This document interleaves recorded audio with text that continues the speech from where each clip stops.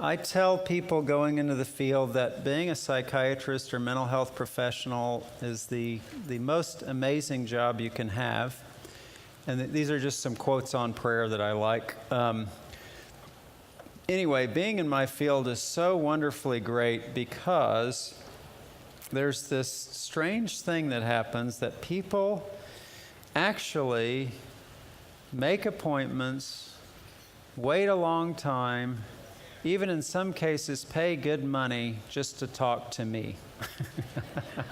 And this is a very strange notion once the thought entered my head. I mean, do you think my family is this way? They just can't wait for the words to come out of my mouth? Or they say, let us sit here, Dan, and you just lecture us on stuff you know about, and we'll just, pay polite attention and absorb, and then maybe tell you how good it was. Well, I don't know how these things can be, but I'm reminded of that for those of you who have, maybe hearing me for the third or, God forbid, the fourth time. So thank you for your attention. And what I hope from these things is to give enough variety that it's really the information that you get and whatever stimulus to your own thinking and your own spiritual life and your own work with mental illness and mental health in whatever form that takes. That is the focus rather than the sound of my voice, which, is okay, but I'm not exactly announcer worthy. So thank you again for your patience.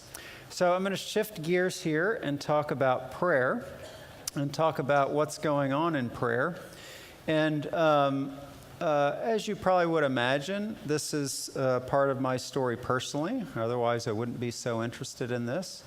By the way, I tell people going into psychiatry training, they'll say, well, I feel like maybe some of this applies to me, or maybe I've had some of my own anxiety or depression or addiction. And I say, look, who would be interested in this stuff if it didn't apply to me?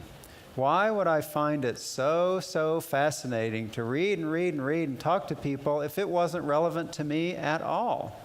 So depression, anxiety, being up, being down, having problems, having cravings, of course I can identify with all this. Of course it means something to me personally. Otherwise, it wouldn't be compelling to me to talk to other people about it. And the same applies for prayer.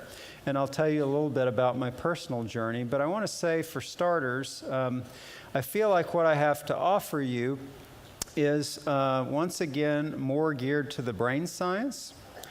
And I am happy to do that because I think it's so exciting. And it helps me see prayer in new ways, and I think it really opens up for us a sense of the reality of how powerful prayer is, which is the overarching theme of what I want to talk about. I'm going to pull up my laptop here because I cannot remember all the statistics that go into this talk. And it is a bit more technical than some of them, but stick with me. If I'm talking gibberish at a certain point, raise your hand and interrupt. And I think there'll be enough in here to stimulate your interest and curiosity. And really what I hope is to stimulate us all to pay ever more attention to our prayer lives. Because for me, that has turned out to be the missing ingredient to my faith and my spirituality. So I grew up in a very, very faithful and religious home. I was very lucky. My parents had their problems and their struggles and their personality flaws, but really, overall, they were loving and conscientious and deep people of faith. And so we had devotionals together, and they taught us as a family, and they taught us to live out our faith in the best way that they could. And we were in church 3 times a week, et cetera, et cetera. And so I grew up with that, and I prayed regularly, and I prayed, through the day and every night. And I prayed especially when I got scared, or when, something big in my world was coming up, like in high school, if I had to perform individually on the trumpet, right? What greater life crisis could there be when you're in high school than embarrassing yourself in some way? So I had many prayers about things like that. And I think looking back that God would almost always answer my prayers in a way that was striking and well beyond what I deserved. But I tended not to notice my prayers were being answered because I was worried about the next thing, right? So as soon as one thing goes away, I don't even notice that anymore. I'm worried about X, Y, and Z now. As I got older, my prayer life started to fade, and there were several reasons for that looking back. Some of it was I got overwhelmed by the responsibilities of being an adult and trying to be a doctor and have children. And another was that I think the development of my prayer life and my devotional life didn't keep pace with the rest of my development. And so my prayer life kept having this quality of sort of, oh, I need something, or I'm nervous about something, or I want something, or I'm not sure what to do. You know, God, please tell me what to do. Please help me to do this. Please forgive me of this.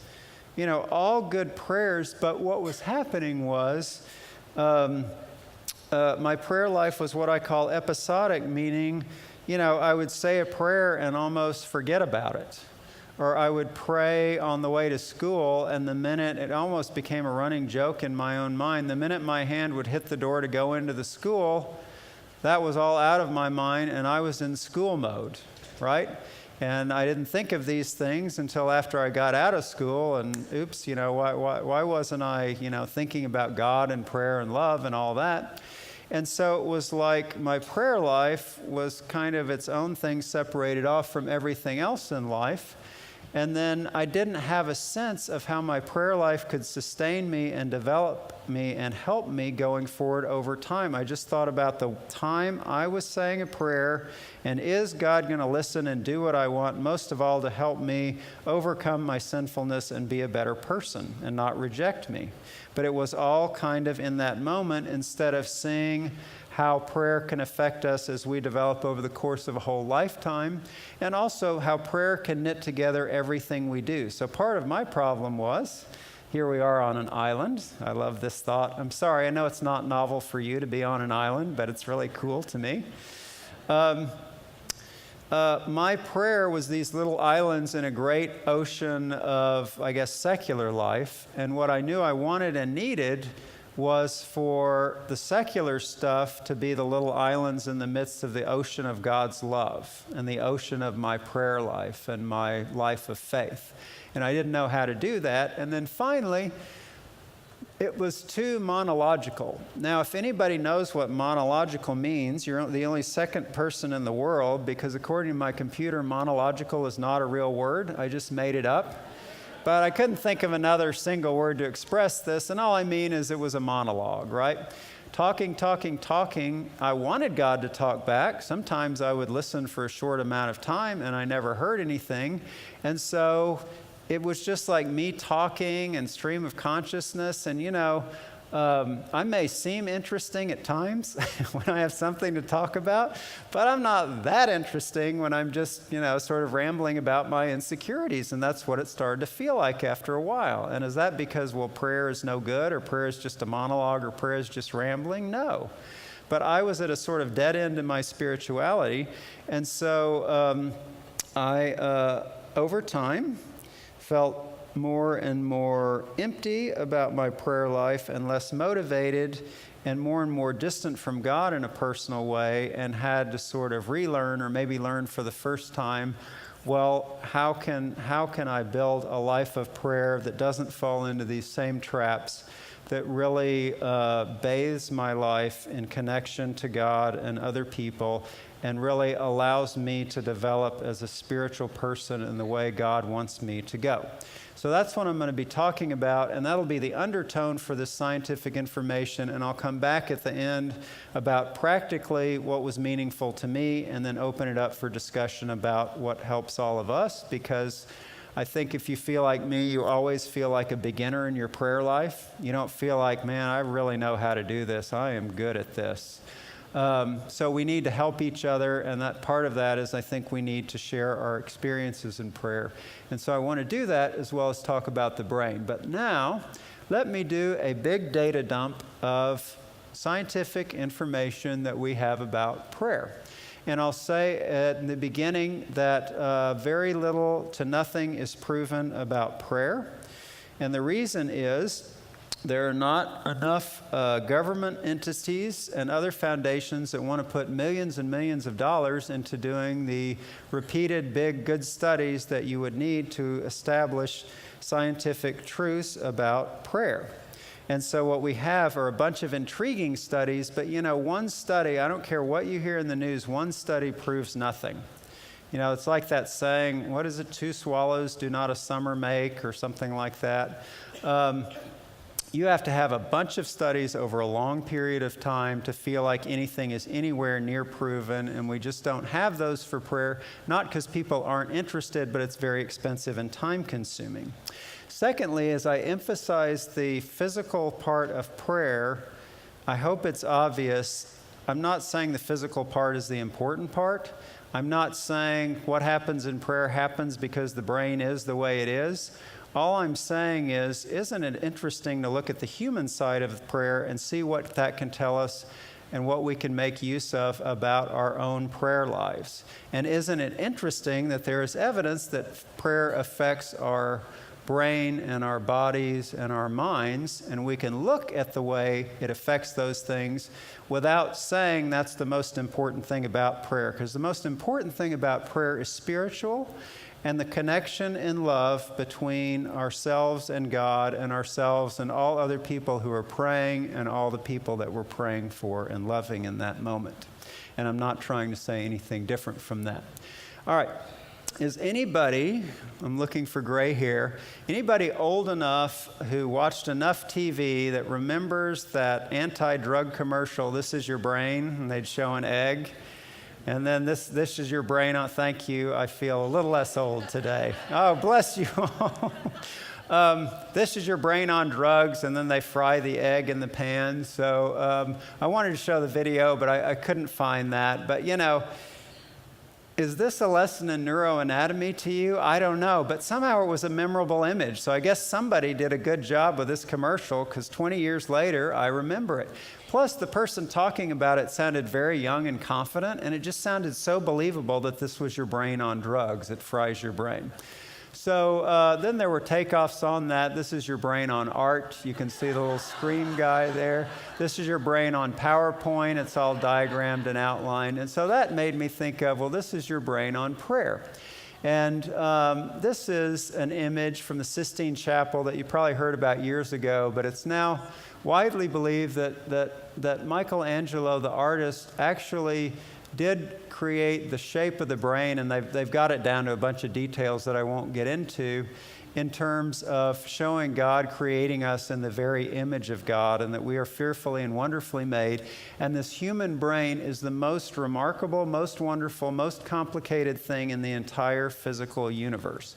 There is literally nothing more common than the human brain, and therefore there's nothing that reflects God's glory more in the universe, in the physical universe, than the glory of a human being.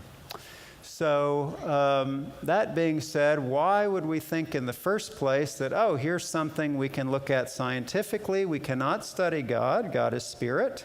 Science cannot pronounce on things that are spiritual and non-physical.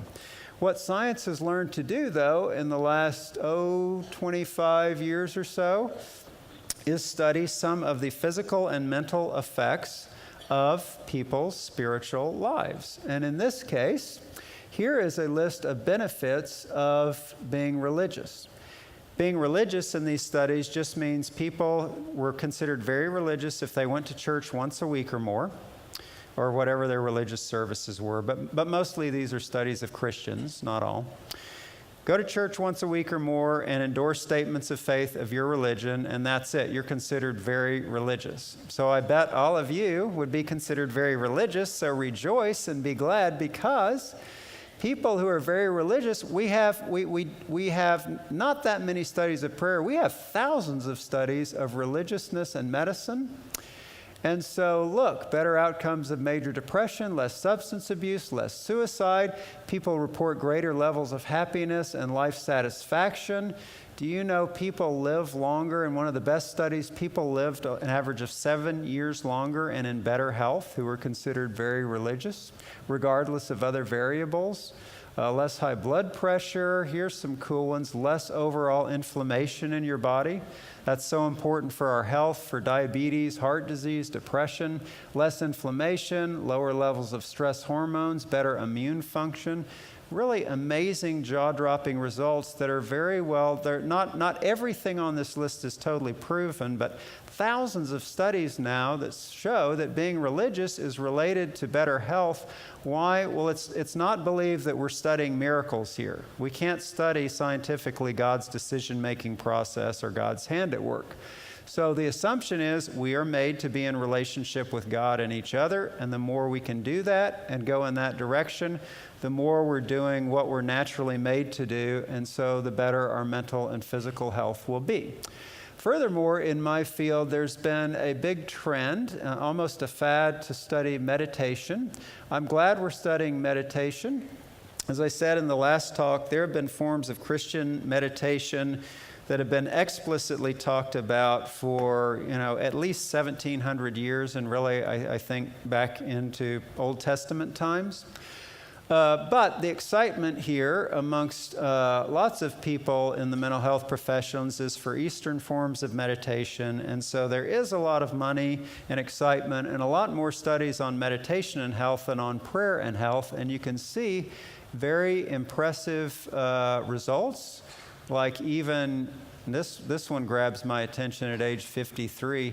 Decreased cellular aging with more meditation. Now that's starting to sound better. Health is one thing, but aging, improved immunity, decreased stress hormones, decreased anger, better concentration and alertness. So I think that there's enough evidence to say these things are real. And if you're interested, there are good books on Christian meditation if you haven't already tried it at retreats and things like that. But these two things, religion and health and meditation and health, they suggest very strongly that prayer is going to have effects on our health, right?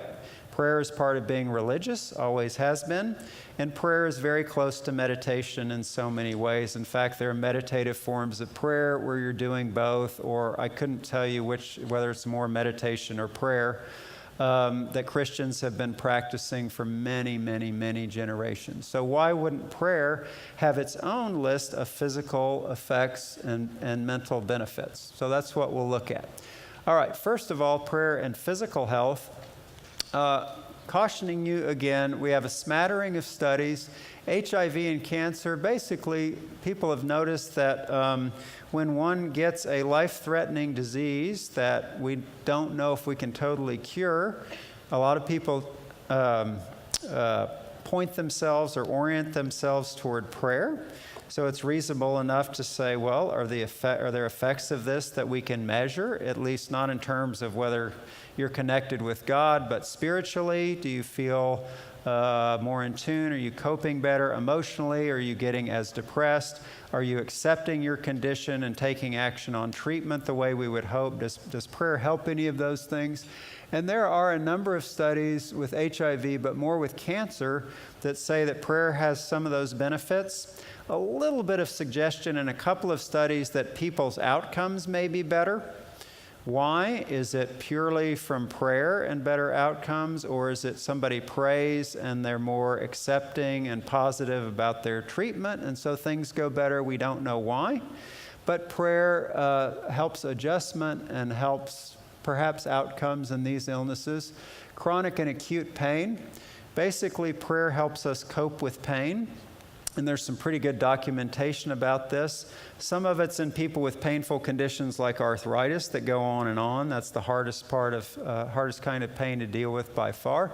But others are, have somebody stick their hand in a bag of ice, or yes, believe it or not, they still do studies with mild electric shocks that people sign up for, and they see how well people cope with pain, and prayer really does help people cope better with pain. Again, just like you would think, I'm not shocking you, but on the other hand, it's pretty amazing now. We have well-done studies that back this up. High blood pressure, there's kind of a mix of studies, and it's not totally proven that high blood pressure gets better with prayer, but you might wonder about that since prayer is a very peaceful activity.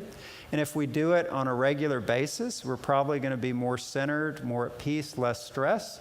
We know that less stress means lower blood pressure. And so there was a really big study that showed people who prayed in addition to attending church had a 40% lower rate of blood pressure, which is pretty good for a well-done study.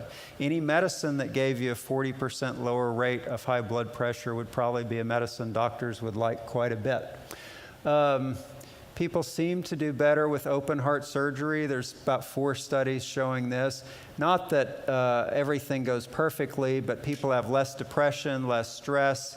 They cope better a year out. They're less distressed and doing better, maybe a few less complications. Finally, general mortality. This is the biggie, right? Do people who pray regularly actually live longer? Well, answer is we don't know, but one big study of 3,800 people that lasted 6 to 7 years showed that, and I have to read it because it's written in a way that's backwards from how I would normally think of it. So, people who weren't disabled, who did not have any kind of private devotional activity like prayer or quiet reading of Scripture, so people who did not do things like that were 63% more likely to die in that 6 to 7 year period. So that gets my attention as a 53-year-old, and I will probably be quoting this study for years to come.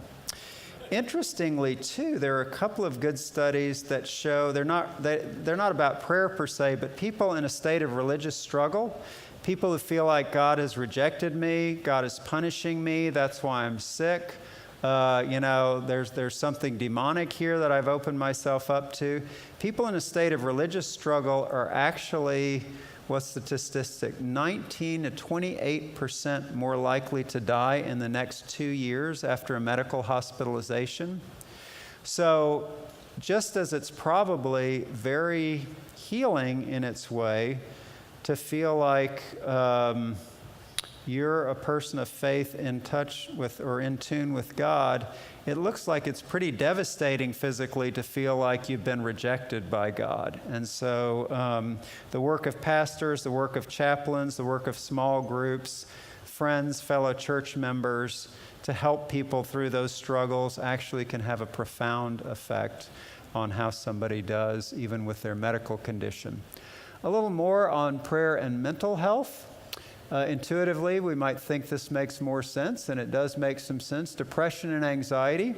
So I saw a review, 11 studies, 9 of them showed that people who prayed more tended to have less depression. Pretty cool.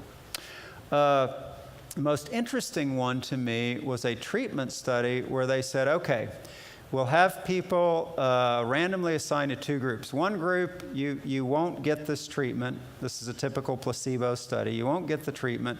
The other group, you'll get the treatment, and the treatment is you will have 6 one-hour sessions with a trained person to do prayer with you. And all they'll do is for 6 one-hour sessions, they'll pray with you about your depression and anxiety that you're looking for help for. This was a well-done study. It was big enough to show some clear results. And not only were people in the prayer intervention significantly better 1 month later, 1 year later. So 6 sessions, 1 year later, they're significantly better with anxiety and depression. I cannot promise people as a psychiatrist that after 6 sessions with me, they will be guaranteed to be significantly better in 1 year. That is a big result. It's intriguing. It needs to be duplicated, but that is really cool.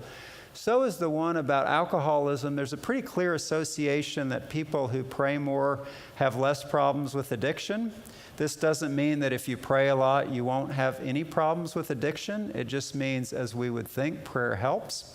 And again, there's a series of treatment studies that are pretty good that showed that people in an alcohol treatment, so they're getting the usual alcohol treatment, people who were assigned to pray and did pray on a regular basis about their alcoholism used 50% less alcohol over the following months of the study. that is a pretty great result. Again, if I am a psychiatrist and I can give somebody a pill that will do that, I'll do it in a heartbeat. And prayer is, absolutely free and available to anyone at any time.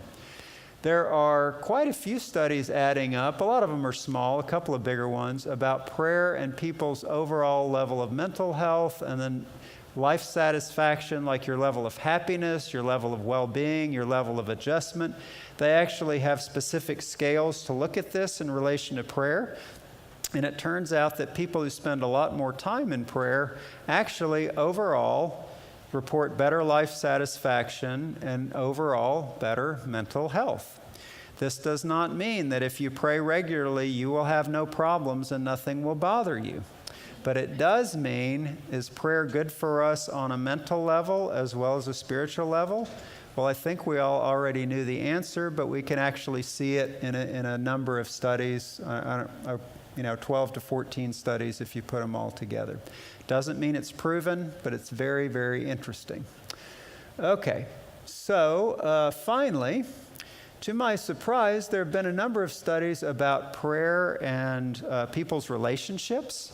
Now, really, I shouldn't be surprised. Relationships are what we pray a lot about. Love is really what we're a lot about as Christians.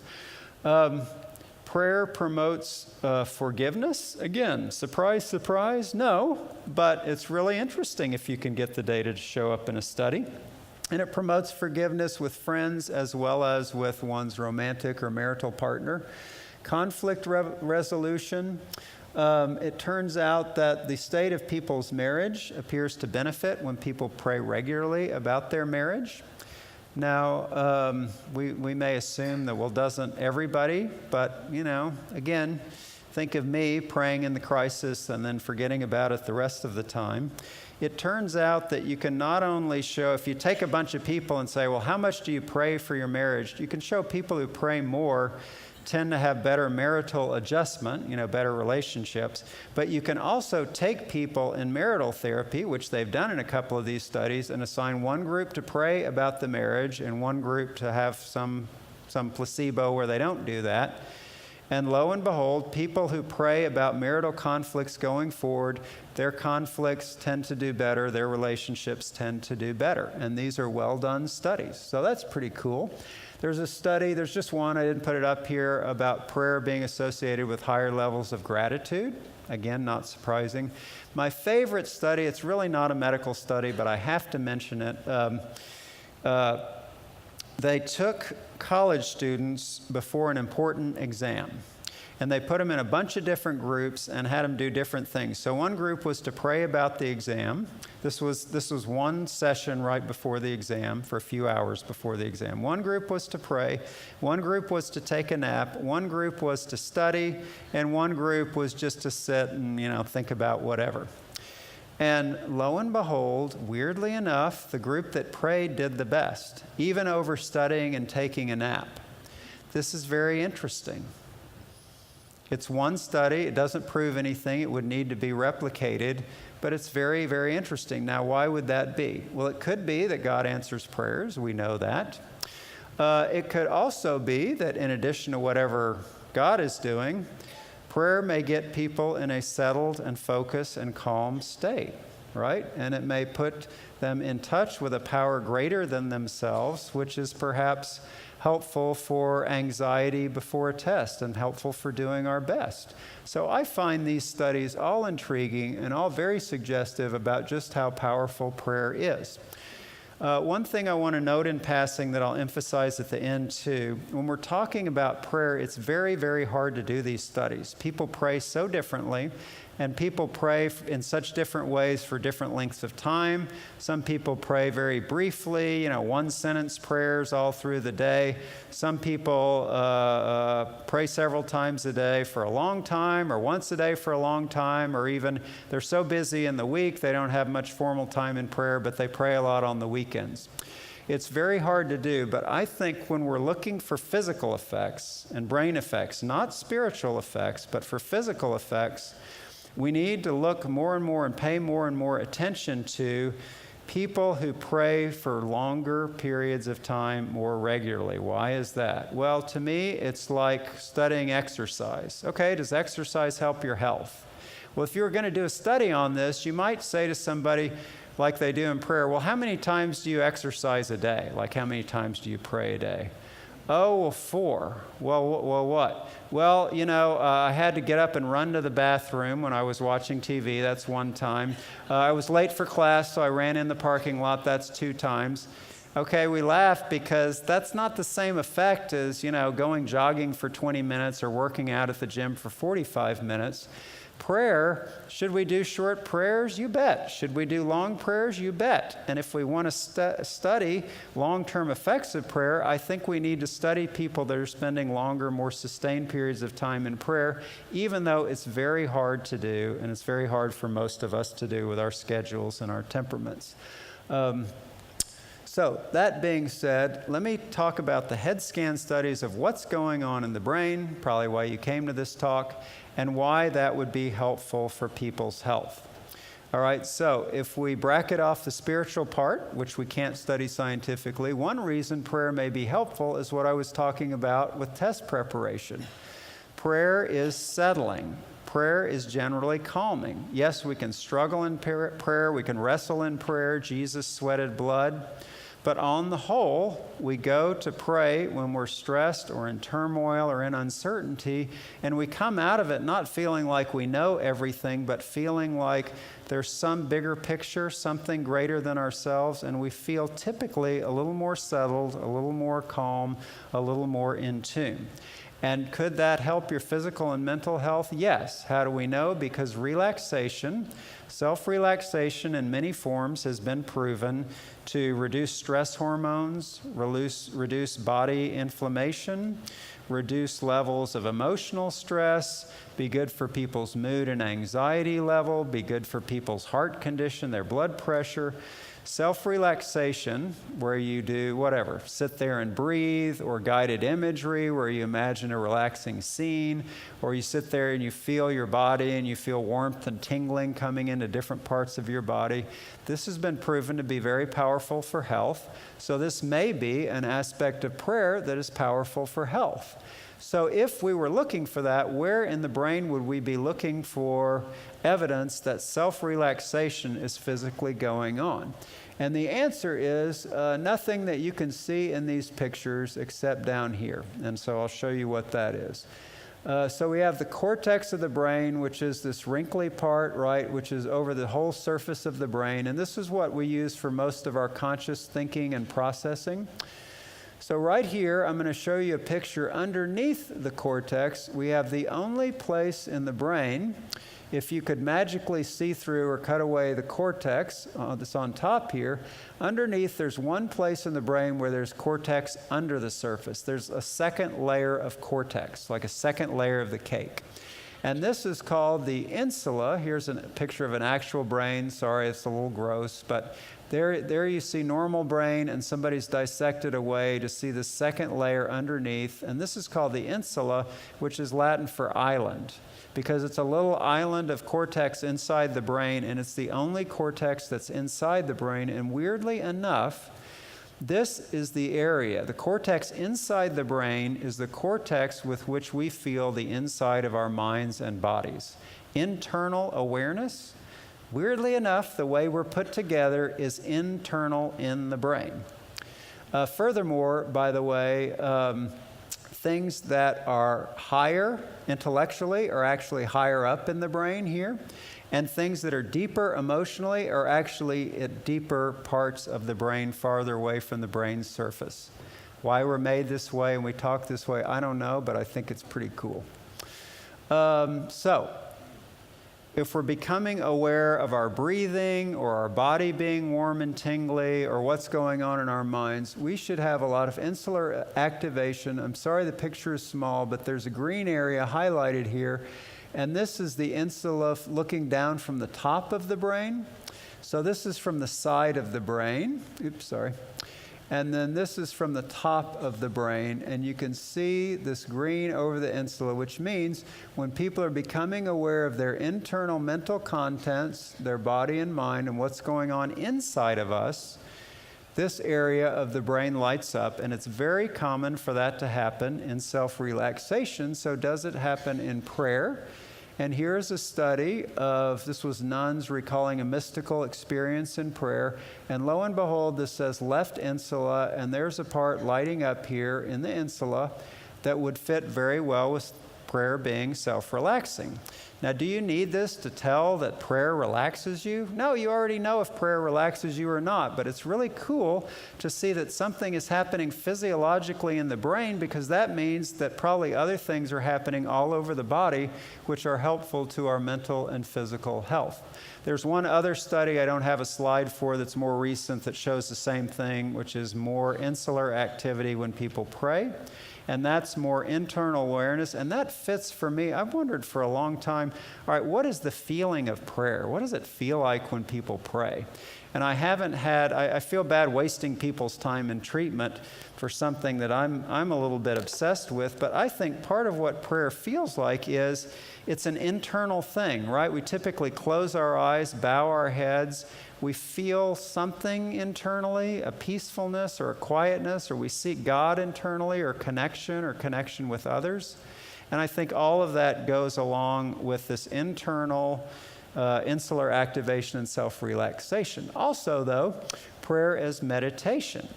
All right, I think it's pretty clear there are meditative elements in prayer. What do I mean by that? We're going to skip these two.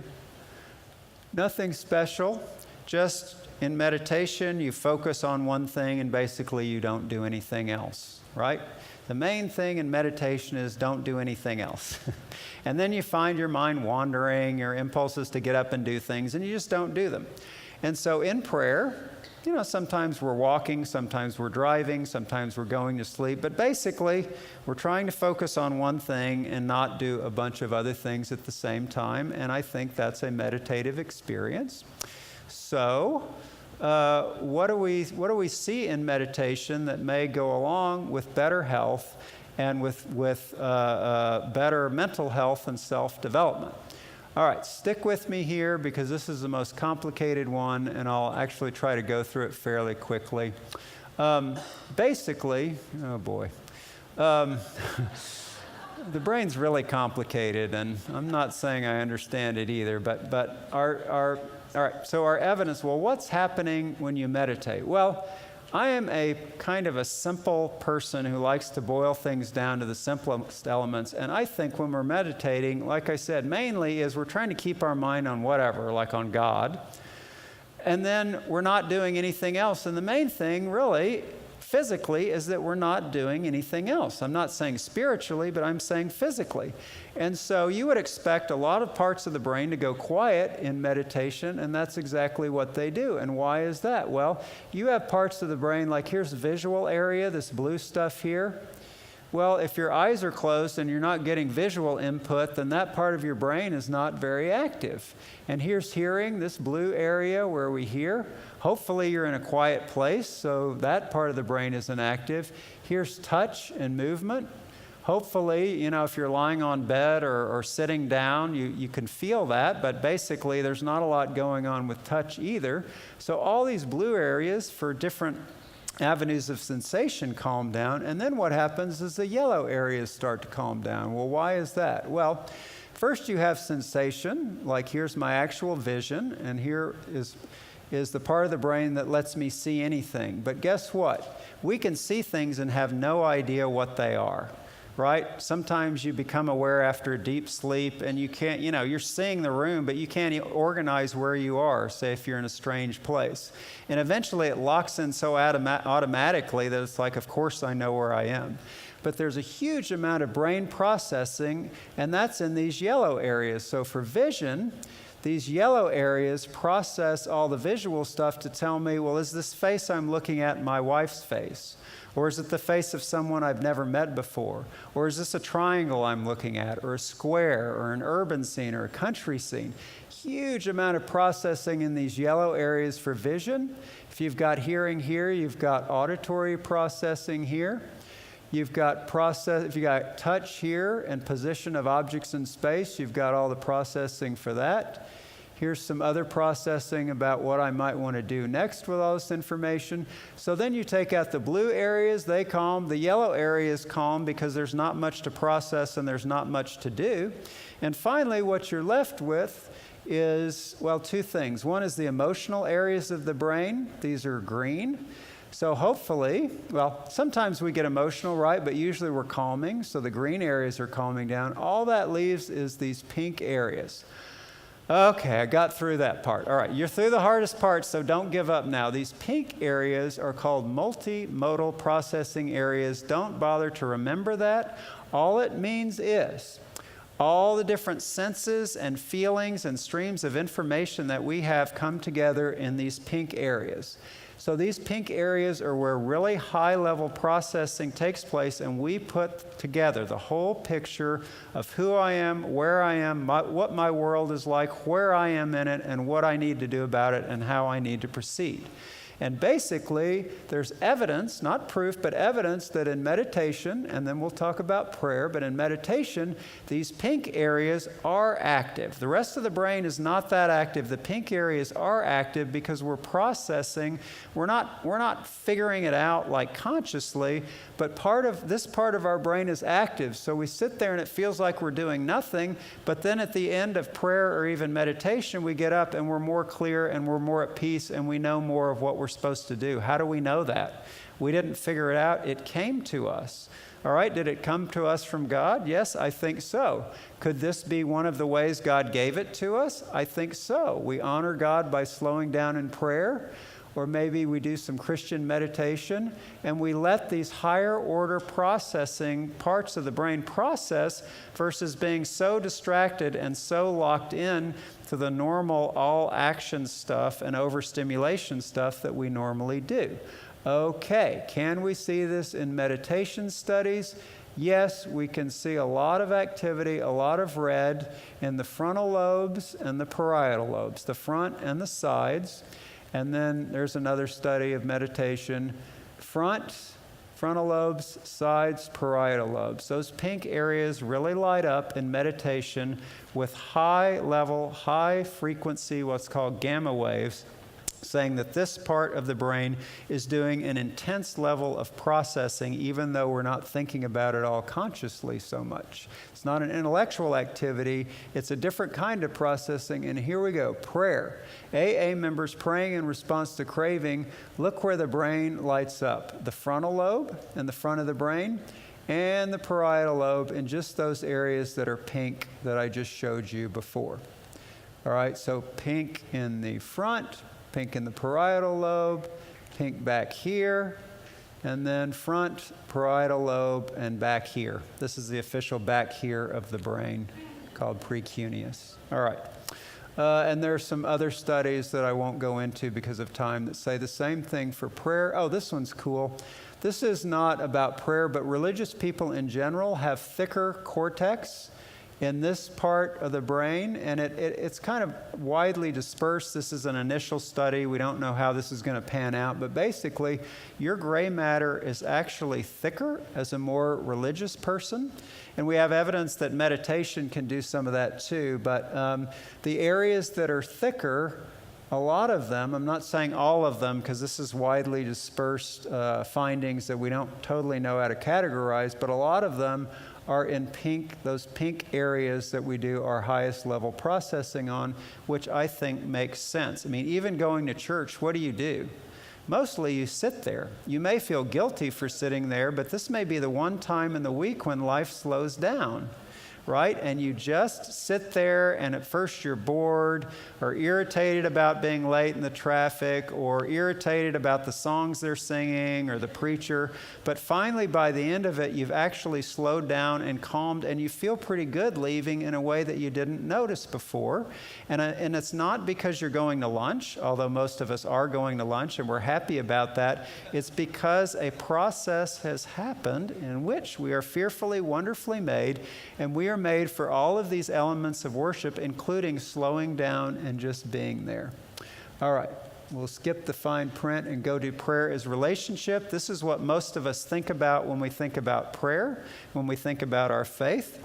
Christianity is pretty great because it is the religion of love. And I heard somebody say once, talking to skeptics about, well, I don't believe in God, or, how could God allow all this suffering, or why would God require you to believe in Jesus? And the person said, look, this is where I start. How do you feel about saying that God is love? Do you have an objection to that? And how do you feel about saying that everything God did, including creating the world and creating us, was out of love? Well, it's kind of hard to object to, isn't it?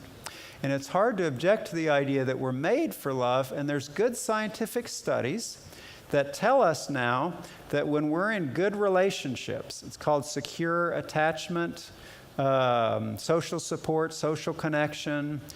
When we are in those kind of relationships, lo and behold, our physical health is better and our mental health is better, and things go better in general. Not a shock to you, but it's very important to me that this has been shown to be the case scientifically. Hey, good relationships are good for you. Who would have known? It's true, though, and when we look at prayer, most of all, prayer is about relating, isn't it? It's about being with God. We may say a lot, we may not say a lot, we may listen more, we may talk more, but it's about being with God. And then what else do we think about in prayer? We think about ourselves, and we think about other people that we're praying for. So it's all about relationality, and can we see this in the brain? And if we can see it in the brain, that people are empathizing when they're in prayer, and they're going to a place where their brain is actually relating, that gives us a good basis for saying, okay, the brain is relating in a positive way, so this is probably good for the whole person, just like good relationships are good for the whole person. So can we see this? Well, here's a study that compares, in your mind, they tell people in the head scan, imagine a vivid conversation with someone you love. That's a loving conversation. And then in your mind, pray to God. So the top one, thinking about a loved one, see where the blue is. Bottom one, praying to God, see where the blue and yellow are, in the exact same places. Same on this side. Even better, perhaps my favorite study of all time. This was a Danish study. Why was this my favorite study of all time? Just because of blobs on these little brains? No. Because when I was in high school, the smartest guy in my school was named John Leadbeater. I'm calling him out. He was the smartest guy, and he was a skeptic, and he and his friend would kind of look at me and smile and laugh and say, how can you believe in God? It makes just as much sense to believe in Santa Claus. And I knew that wasn't right, and I knew it was ridiculous. And it didn't shake my faith, but it made me mad because, they held this over my head. You believe in God? Well, I believe in Santa Claus. God does things. Well, Santa brings presents. So these Danish people, without any urging from me, compared praying to God to a number of other things, including, yes, making wishes to Santa Claus. This is brilliant because that's an imaginary relational activity. Okay, I'm talking to Santa Claus, but it's not to someone we consider to be a real person. And then they also included in the studies, talk to someone in your mind who's a real person that you know and love. And they compared all that to prayer. And guess what, John Leadbeater? Praying to God is like talking to a real person in the brain. It is not like making wishes to Santa Claus. And so I won't go over all the details, but these areas in red are areas that light up when we relate to a real person, not when we make wishes to an imaginary object. So people will say, well, God just, you believe in God because you pray to God and God gives you whatever you want. Well, this study The brain science says there's a lot more to it than that. Now, do these studies prove that God exists? No, nothing will ever prove that God exists scientifically.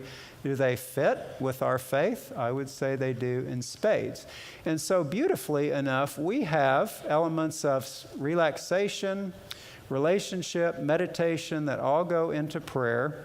And wouldn't you know, those go with a biological level of who we are, a psychological level of who we are, and a spiritual level of who we are, and even a social level in relation to God and each other. So I think that this just comes out so extraordinarily well that it should remind us and motivate us that prayer is a very complicated activity. For me, it's hard to do. I want to do it. I do it a lot, but it's hard to keep my mind on it. It's hard, often I don't enjoy it. Sometimes I wonder what I'm doing or am I doing it right? If we can sustain a life of prayer, there is so much going on physically and psychologically and obviously spiritually. Prayer is profound, prayer is powerful, and I think we need all kinds of prayer. We need quiet forms of prayer, meditative forms of prayer, conversational prayer. I think we need to pray the Psalms. We need to pray scriptures. Basically, prayer is like exercise. What's the best kind? Any kind that you'll do. The kind that you won't do is not going to benefit you. So I hope this is for you what it is for me, which is saying there's something real and powerful and something that for many of us in the course of our lives is a missing ingredient about prayer.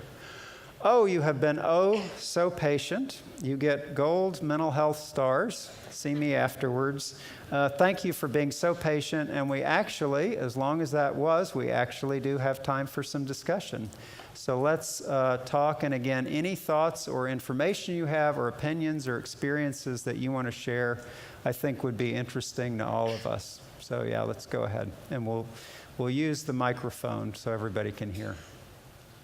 Yeah, Neil Anderson is a pretty popular Christian author in many Christian circles.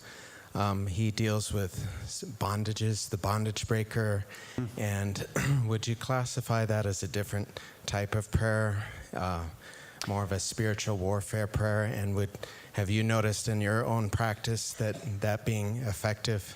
I'm thinking his approaches, he seems to come with the premise that a lot of our addictions and bondages are coming from a low self-esteem or not knowing who we are in Christ, and that being a sort of a warfare practice of condemning these other thoughts that we have, these negativity thoughts, and focusing on just the power of affirmation and the power of who we are in Christ. I'm no longer sinner. I'm redeemed by the blood of Jesus, and my old nature is crucified.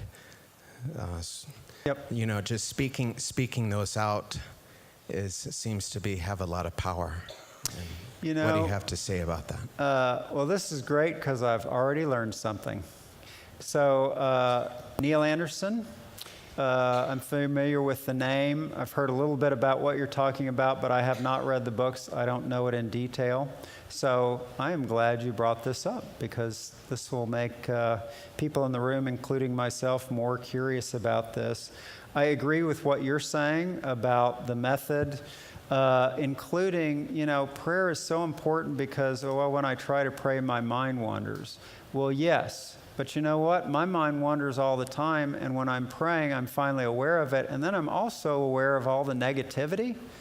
If I'm praying for somebody driving down the street, and then, not me, but someone else gets cut off in traffic and starts yelling explicatives, then sits back and looks at it and says, what on earth am I doing? This is a very powerful aspect of prayer, as is keeping ourselves focused on, okay, what's the truth about the goodness and the love of God and the goodness and the love with which I'm made and being treated.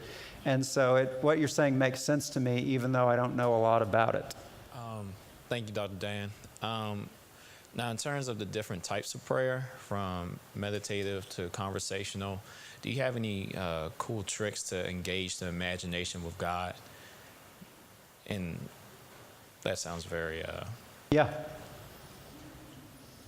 but yeah, Yes. just I've heard of some. Do you have any in mind or any that you're familiar with or found helpful? Sorry to put you on the spot, but I know, again, right? I think we're learning from each other. yeah, I mean, so like Psalms 23. Right. He'll lead Beautiful. us beside still waters, like actually Yep. putting yourself near still waters. I don't know, and whatever that looks like in your own brain. Yes. I think that is another very, very good point. At night when I'm going to sleep, I pray Psalm, I think it's 92. He who dwells in the shelter of the Most High abides under the shadow of the Almighty. And I just start imagining what it's talking about. Everybody's different. Different things help different people, but this engages more of our brain, more parts of our brain as we visualize what's being talked about. It makes it more emotionally powerful. Emotions are really connected to symbols and sights and visions.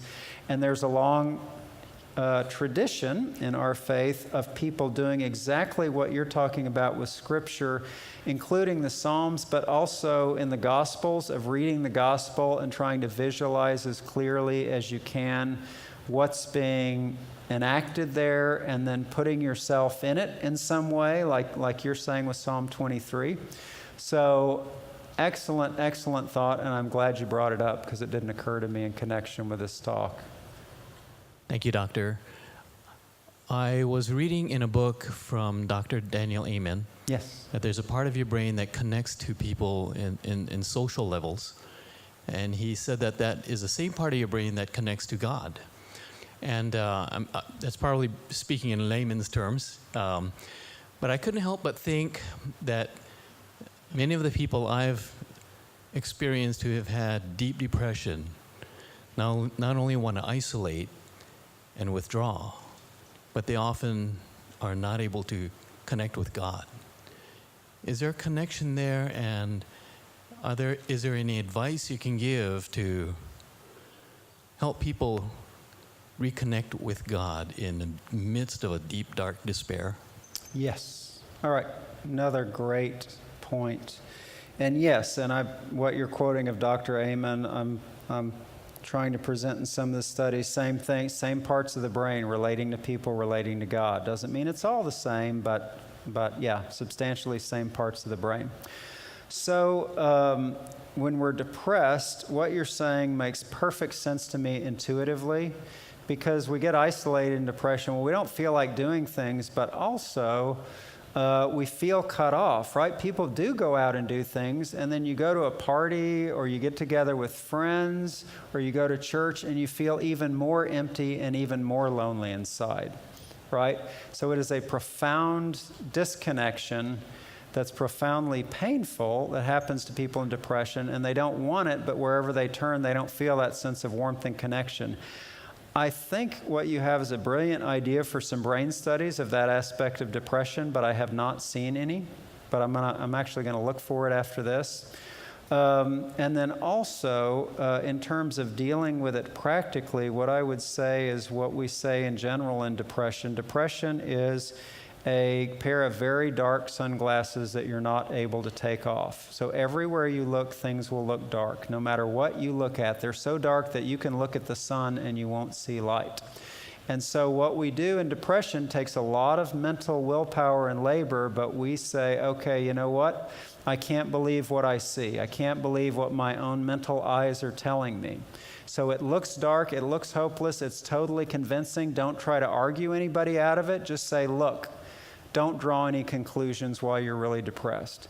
Why don't you wait? If you feel cut off from God, or like life is meaningless, or no one loves you, why don't you wait till you're not depressed and then decide about it? Because the one thing we can be sure of when you're depressed is everything looks a lot darker than it really is.